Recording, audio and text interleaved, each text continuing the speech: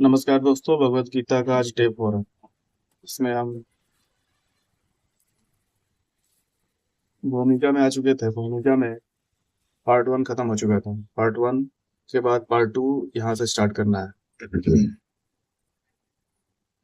लेकिन संक्षेप में यह बताया जा सकता है कि भक्त तथा भगवान के मध्य 5 प्रकार का संबंध हो सकता है।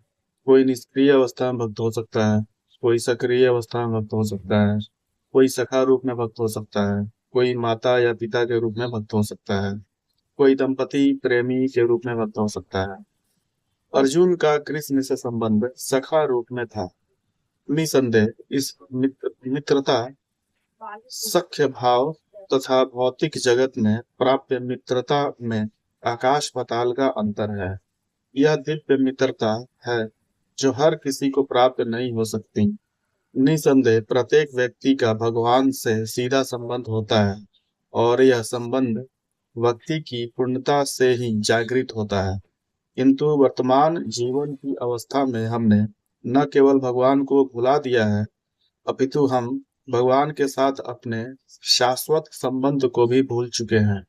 लाखों करोड़ों जीवों में से प्रत्येक जीव का भगवान के साथ नित्य विशिष्ट संबंध है। यह स्वरूप कहलाता है। भक्ति योग की प्रक्रिया द्वारा यह स्वरूप जागृत किया जा सकता है। तब तब यह अवस्था स्वरूप सिद्धि कहलाती है। यह स्वरूप की अर्थात स्वाभाविक तथा मूलभूत स्थिति की पूर्णता कहलाती है। अतएव अर्जुन भक्त था और मैत्री में वह भगवान के संपर्क में था। हमें इस बात पर विशेष ध्यान देना चाहिए कि अर्जुन ने भगवत गीता को किस तरह ग्रहण किया। इसका वर्णन दसम अध्याय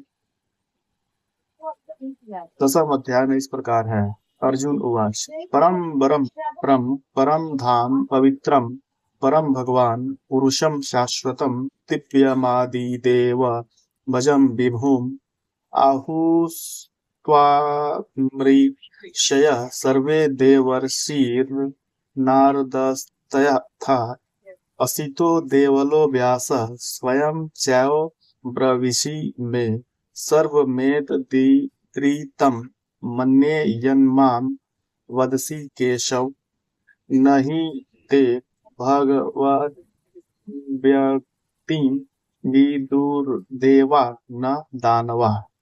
अर्जुन ने कहा, आप भगवान परम धाम पवित्रतम परम सत्य हैं।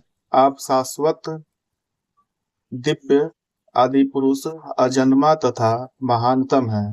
नारद आसित देवल तथा व्यास जैसे समस्त महामुनि आपके विषय में इस सत्य की पुष्टि करते हैं और अब आप स्वयं मुझसे इसी की घोषणा कर रहे हैं। हे कृष्ण, आपने जो कहा है उसे पूर्ण रूप से मैं सत्य मानता हूँ।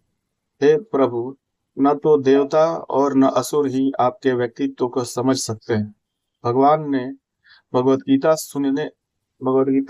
से भगवत गीता सुनने के बाद अर्जुन ने कृष्ण को परम ब्रह्म स्वीकार कर लिया। प्रत्येक जीव ब्रह्म है, लेकिन परम पुरुषोत्तम भगवान परम ब्रह्म है। परम धाम का अर्थ है कि वे सबों के परम आश्रय या धाम है। पवित्रम का अर्थ है कि वे शुद्ध हैं और भौतिक कलमश से अरंजित हैं। पुरुषम का अर्थ है कि वे परम भोक्ता हैं। शाश्वतम अर्थात सनातन, दिव्यम अर्थात दिव्य, आदि देवम भगवानम, अजम मतलब अजन्मा तथा विभूम अर्थात महानतम है। कोई यह सोच सकता है कि चूंकि कृष्ण अर्जुन के मित्र थे, अतः अर्जुन यह सब चाटुकारिता के रूप में कह रहा था। लेकिन अर्जुन भगवत गीता के पाठकों के मन से इस प्रकार के संदेह को दूर करने के लिए अगले श्लोक में इस प्रशंसा की पुष्टि करता है। जब वह यह कहता है कि कृष्ण को मैं ही भगवान नहीं मानता, अपितु नारद, आसित, देवल तथा व्यास देव जैसे महापुरुष भी स्वीकार करते हैं। ये सब महापुरुष हैं। जो समस्त आचार्यों द्वारा स्वीकृत वैदिक ज्ञान का वितरण प्रचार करते हैं। अतएव अर्जुन कृष्ण से कहता है कि वे जो कुछ भी कहते हैं उसे वह पूर्ण सत्य मानता है। सर्वमेत द्वितम मन्ये, आप जो कुछ कहते हैं उसे मैं सत्य मानता हूँ। अर्जुन यह भी कहता है कि भगवान के व्यक्तित्व को समझ पाना बहुत कठिन है। यहाँ तक कि बड़े बड़े देवता भी उन्हें नहीं समझ पाते। अतएव मानव भक्त बने बिना भगवान श्री कृष्ण को कैसे समझ सकता है। अतएव भगवत गीता को भक्ति भाव से ग्रहण करना चाहिए। किसी को यह नहीं सोचना चाहिए कि वह कृष्ण के तुल्य है। नहीं यह सोचना चाहिए कि कृष्ण सामान्य पुरुष है या कि एक महान व्यक्ति। भगवान कृष्ण साक्षात पुरुषोत्तम भगवान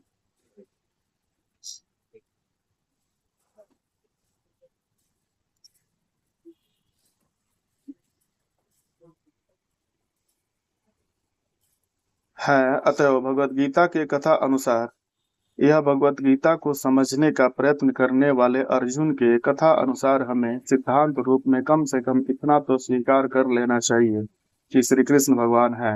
और इसी विनीत भाव से हम भगवत गीता को समझ सकते हैं।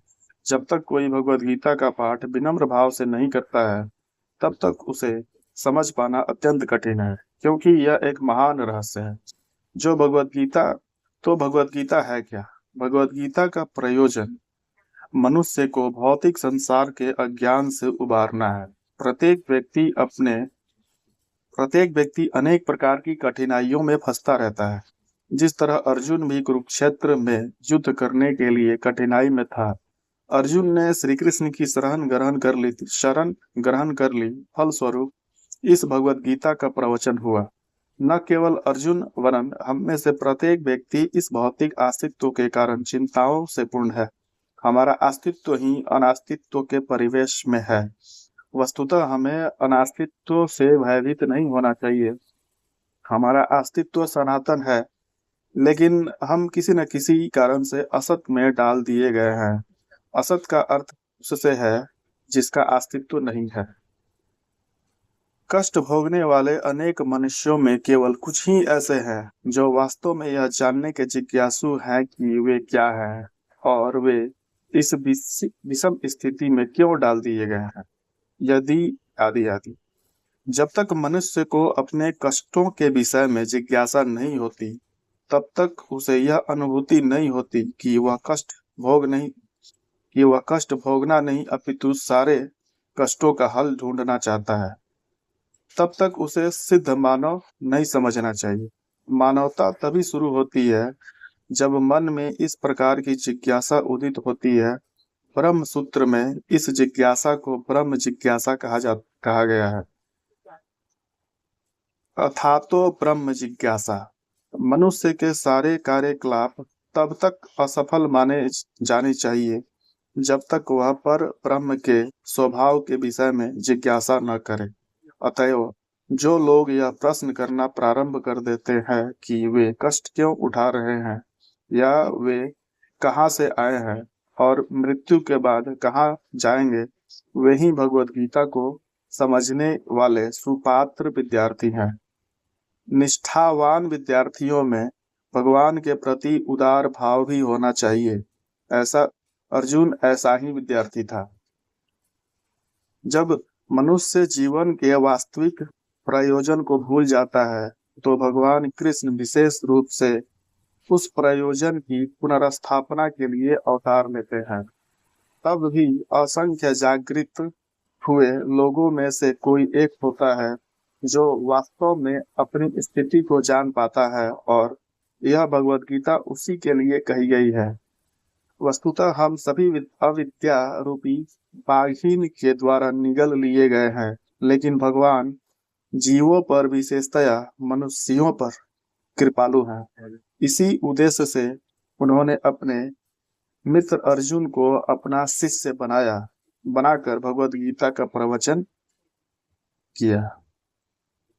धन्यवाद दोस्तों। नेक्स्ट पार्ट में बाकी